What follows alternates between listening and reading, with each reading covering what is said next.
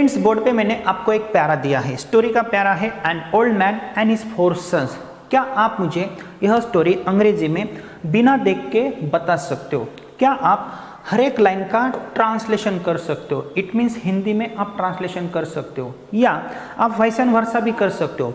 हर एक हिंदी के लाइन का ट्रांसलेशन क्या आप अंग्रेजी में कर सकते हो? क्या आप हर एक लाइन के ऊपर क्वेश्चंस फ्रेम कर सकते हो, किसी को पूछ सकते हो? Think in English and speak in English, यह टेक्निक आप कब यूज़ कर सकते हो? क्या आपको आइडिया है? आज हम इस टॉपिक में यही पढ़ने वाले हैं, how to read paragraphs, how to increase our vocabulary, how to frame the questions, how to answer the questions. Friends, हमारी यह मोर देन 100 पैराग्राफ की सीरीज है। इसमें हम अलग अलग टेक्निक्स आपके लिए लाते हैं। आज के वीडियो में हम क्या करने वाले हैं, आज हम इस पैराग्राफ को सिर्फ पढ़ने नहीं वाले हैं, लेकिन मैं आपको ऐसी ट्रिक्स देने वाला हूँ, हर एक लाइन के ऊपर से आप अंग्रेजी में कैसे क्वेश्चंस करेंगे, आप कैसे ट्रांसलेशन कर सकोगे। क्योंकि ऐसा कहा जाता है, यदि आपको कोई भी भाषा सीखनी है तो आप structure method, translation method, direct method का यूज कर सकते हो। English is not our native language, हमारी मातृभाषा नहीं है, इसीलिए हमें अलग अलग टेक्निक्स यूज करने पड़ते हैं और हमें वोकेबलरी बढ़ानी पड़ती है। तो कई सारे लोग बोलते हैं रीडिंग करनी है, राइटिंग करनी है, लिसनिंग करनी है, प्रैक्टिस करनी है, थोड़ा बहुत ग्रामर का भी नॉलेज हमें पता होना चाहिए, लेकिन करें तो क्या करें और कहाँ से हम शुरू कर सकते हैं? तो फ्रेंड्स, मैं आपको एक चीज़ बताना चाहता हूँ, यदि आपने हमारी टेक्निक की सहायता से पास्ट टेंस सीखा है तो आप तुरंत क्वेश्चंस बना सकते हो, तुरंत आप ट्रांसलेट कर सकते हो, बिना देख के बोल सकते हो। ऐसे कई सारे टेक्निक्स हमने प्यारा में यूज किए हैं, लेकिन आपकी जानकारी के लिए यह हमारी एक सीरीज है। आप हमारे यूट्यूब चैनल की प्लेलिस्ट में जाके देख सकते हो, मोर देन 100 प्यारा की सीरीज है। अलग अलग प्यारा में हमने अलग अलग टेक्निक्स यूज किए हैं। तो आइए दोस्तों, हम शुरू करते हैं।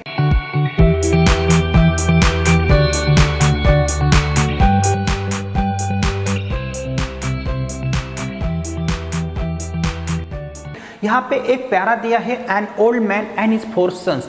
हमें क्या करना है, पहले हमें यह स्टोरी हिंदी में पता होनी चाहिए, क्योंकि हमें यह समझ भी लेना है इस प्यारा का मीनिंग क्या है, इस स्टोरी का मीनिंग क्या है। उसके बाद हमें अलग अलग टेक्निक्स यूज करने हैं। इट मीन्स आप ट्रांसलेट भी कर सकते हो, हर एक लाइन को आप ट्रांसलेट भी कर सकते हो हिंदी में। लेकिन आज हम थोड़ा सा उल्टा करेंगे। हम क्या करेंगे, हर एक हिंदी की लाइन को हम इंग्लिश में ट्रांसलेट करने की कोशिश करेंगे। तो इसलिए आज का वीडियो बहुत ही इंटरेस्टिंग होने वाला है, तो आपको अंत तक बने रहना है। फ्रेंड्स, यह स्टोरी क्या है, एक किसान था, उसे 4 लड़के थे। आप यहाँ पे देख सकते हो, नहीं तो आप स्क्रीनशॉट निकाल सकते हो। यहाँ पे देखो, एक बार एक किसान था, वह बूढ़ा आदमी था, उसके 4 बेटे थे। वे हमेशा आपस में झगड़ते रहते थे। उन्हें अपने बेटों की बहुत चिंता थी, वह अपनी मृत्युशैया पर था। वह उन्हें सबक सिखाना चाहता था। उसने उन्हें एकता में रहने के लिए कहा, लेकिन कुछ फायदा नहीं हुआ। उसके मन में एक विचार आया, उसने अपने बेटों से लाठी का एक बंडल लाने के लिए कहा। तो आगे आपको पता है, उसने वो लाठियों का बंडल उनके हाथ में दिया और तोड़ने के लिए कहा, लेकिन कोई भी तोड़ नहीं सका। उसके बाद उस किसान ने क्या किया, वही लाठी के बंडल को खोलने के लिए कहा, एक एक लकड़ी, एक एक स्टिक उनके हाथ में दे दी और तोड़ने के लिए कहा, तो आसानी से वो तोड़ सके। तो उनको एकता में रहने की सीख मिली, सबक मिला। तो यही तो स्टोरी है। अभी मैं आपको वो स्टोरी नहीं पढ़ाने वाला हूँ। मुझे क्या करना है, यहाँ पे मैंने इंग्लिश में प्यारा दिया है, ये तो हम आगे पढ़ने ही वाले हैं। लेकिन क्या सर ऐसा कोई टेक्निक है, यदि हम थोड़ा सा उल्टा करेंगे और ट्रांसलेट करने की कोशिश करेंगे? इट मीन्स हम सोचेंगे हिंदी में और ट्रांसलेट करेंगे इंग्लिश में, लेकिन उसके बाद हमें क्या करना है, सिर्फ अंग्रेजी में सोचना है और अंग्रेजी में बोलना है। ये कब पॉसिबल होगा, जब हम अलग अलग टेक्निक्स यूज करेंगे, थोड़ा बहुत ग्रामर का हमें नॉलेज होगा। ऐसे कई सारे सेंटेंसेस अगर हमने बार बार रटे हैं तो ही हम think in English and speak in English कर सकते हैं। तो यहाँ पे देखो, हर एक लाइन का ट्रांसलेशन मैंने हिंदी में दिया है। अभी हमें क्या करना है, अभी हमें उनको अंग्रेजी में ट्रांसलेट करना है। तो कैसे करेंगे, यहाँ पे देखो, पास्ट टेंस सीखने के लिए आपको हमारे you can speak it app में जाकर वहाँ से मोर देन 200 वीडियोज़ है क्रम प्राप्त, वो स्टेप बाय स्टेप देखने। उसके साथ आपको यह 4 किताबें भी फ्री ऑफ कॉस्ट मिलती है और हमारा कोर्स बहुत ही यूनिक है। उसके साथ ग्रामर का भी एक सेपरेट कोर्स है। तो दोस्तों, यहाँ पे देखो, एक बार एक किसान था, वह एक बूढ़ा आदमी था, उसके 4 बेटे थे। इनको हमें ट्रांसलेट करना है, स्टेप बाय स्टेप हम टेक्निक यूज करेंगे। अगर हमें ट्रांसलेट करना है तो हम कौन सी ट्रिक यूज करेंगे? क्या आपको पता है, अंग्रेजी में सब्जेक्ट के बाद वर्ब रहता है और पास्ट टेंस में सब्जेक्ट के बाद वर्ब का सेकंड फॉर्म आता है, वॉज वर आता है, नहीं तो हैड आता है। यह सिंपल पास्ट टेंस का फॉर्मूला हमें तो पता है, लेकिन हमें क्या करना है, ट्रांसलेशन करना है। एक बार एक किसान था, वो एक बूढ़ा आदमी था। हम सेकंड लाइन के ऊपर चलते हैं फॉर योर बेटर अंडरस्टैंडिंग। यहाँ पे देखो हिंदी में सब्जेक्ट कौन सा है और हिंदी में वर्ब कौन सा है। क्या आपको यहाँ पे कोई एक्शन वर्ब मिल रहा है, जैसे खाना खाया, पिया, मारा, ऐसा कुछ दिख रहा है? नहीं।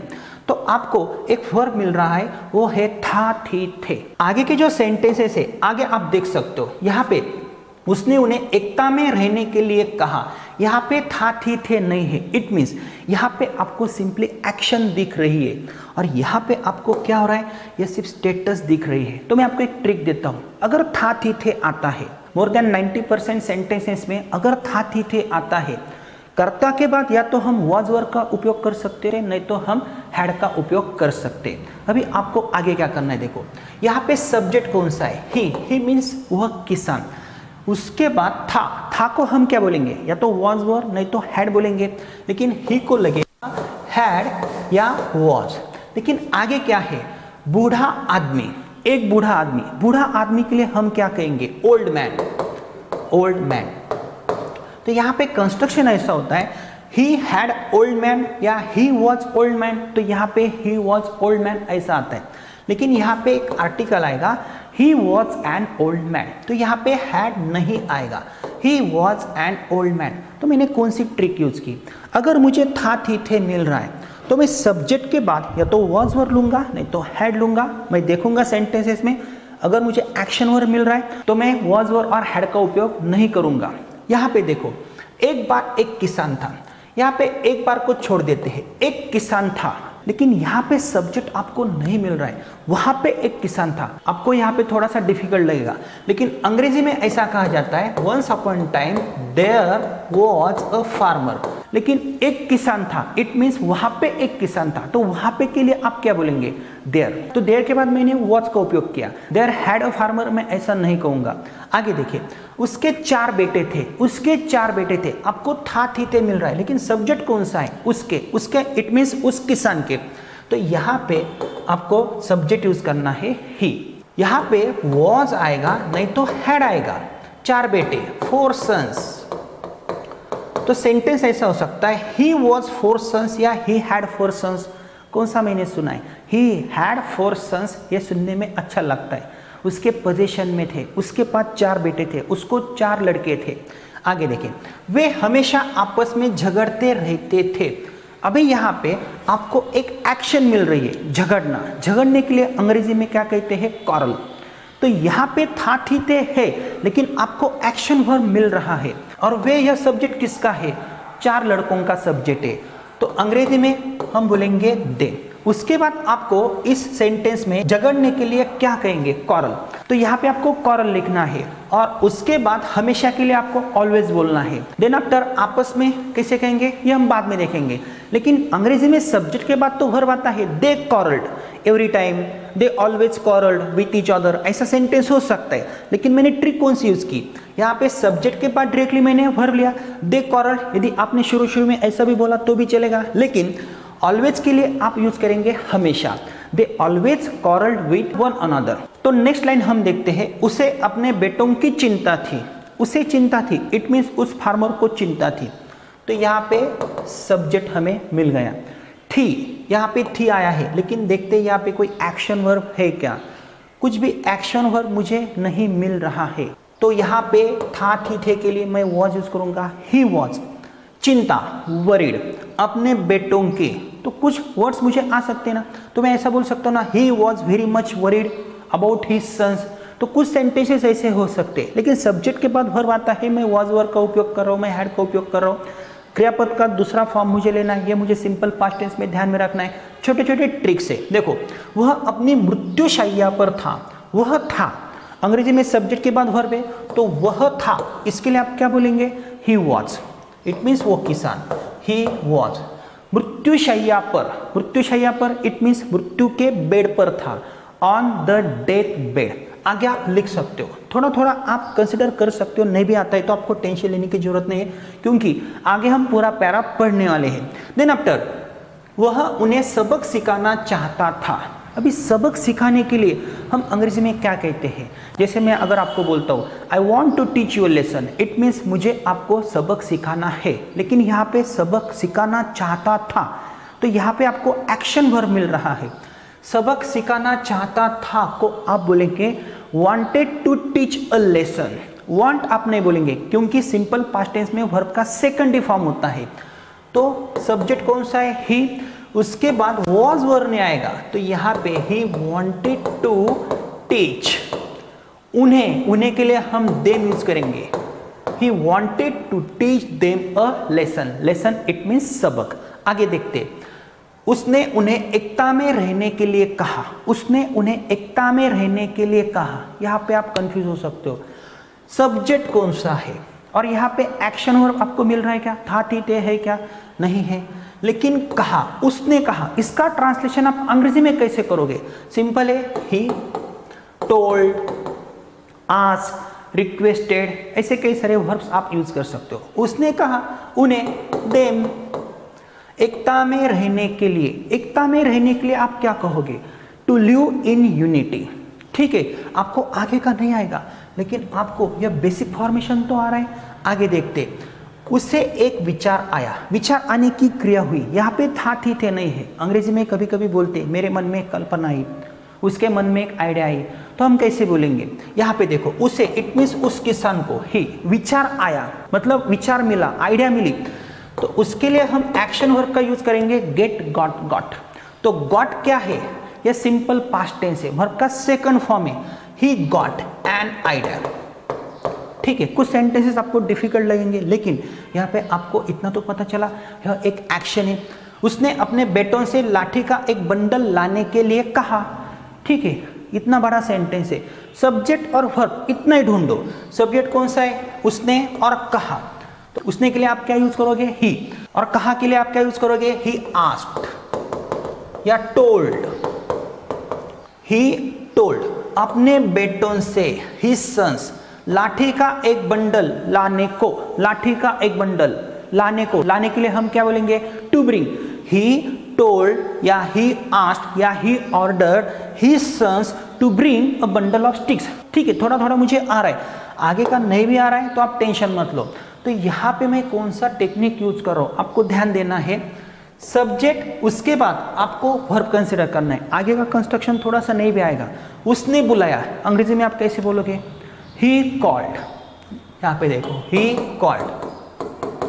आगे जो कुछ भी है आप थोड़ा बहुत एडजस्ट करके लिख सकते हो, प्रैक्टिस के लिए, प्रयास के लिए। यहाँ पे देखो, किसान ने उन्हें गट्ठर तोड़ने के लिए कहा। आपको ब्रेक करना है। किसान ने कहा, कहा के लिए हम क्या बोलेंगे? टोल्ड या ऑर्डर्ड। देखो, किसान ऑर्डर्ड या किसान told, it means farmer told. उन्हें, इट मीन्स उन लड़कों को, देम। तो आगे आप एडजस्ट करके लिख सकते हो। फ्रेंड्स, यदि आपको ये डिफिकल्ट लग रहा है ना, इसका मतलब आपने 2 घंटों में सब टेंसेस पढ़े हैं। हमारे ऐसे कई सारे स्टूडेंट्स ये सेंटेंसेस सब आसानी से कर सकते हैं। ठीक है, आपको ये पता चला, और उसके बाद आपको क्या करना है? यह सिर्फ एक ट्रिक है, कोशिश करनी है, हमें देखना है हमें आ रहा है या नहीं आ रहा है। उसके बाद हमें इस स्टोरी का ट्रांसलेशन करना है। इट मीन्स हमें इस स्टोरी को सिर्फ अंग्रेजी में पढ़ना है। यहाँ पे देखो, once there was a farmer, एक बार एक किसान था। He was an old man, वह एक बूढ़ा आदमी था। ही हैड 4 सन्स, उसे 4 लड़के थे। They always quarrelled with one another, वे हमेशा एक दूसरों के साथ झगड़ते थे। He was worried about his sons, वह किसान उनके बारे में चिंतित था। तो आप यहाँ पे क्या देख सकते हो? यह सब सिंपल पास्ट टेंस है। यह टू बीच का सिंपल पास्ट टेंस है। Once upon time there was a farmer, ये कौन सा टेंस है? पास्ट कंटिन्यूअस टेंस नहीं है, यह सिंपल पास्ट टेंस है। लेकिन कौन सा है? स्टेटस वाला सिंपल पास्ट टेंस है। ही वॉज एन ओल्ड मैन, वह एक बूढ़ा आदमी था, उसकी वो स्टेटस थी। यहाँ पे वॉज है, एम का सेकंड फॉर्म वॉज है, इज का सेकंड फॉर्म वॉज है। सेकंड फॉर्म हमेशा पास्ट टेंस में आता है, लेकिन सिंपल पास्ट टेंस में, तो ये टू बीच का सिंपल पास्ट टेंस है।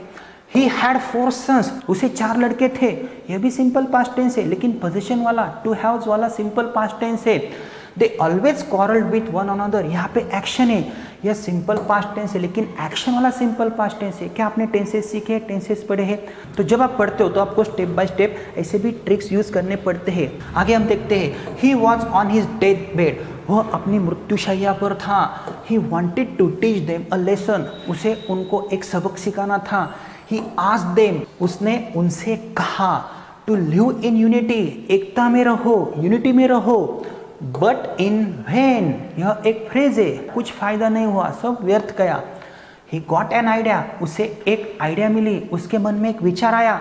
ही asked his sons to bring a bundle of sticks, उसने लड़कों को कहा to bring a bundle of sticks, एक लाठियों का बंडल लाने के लिए कहा।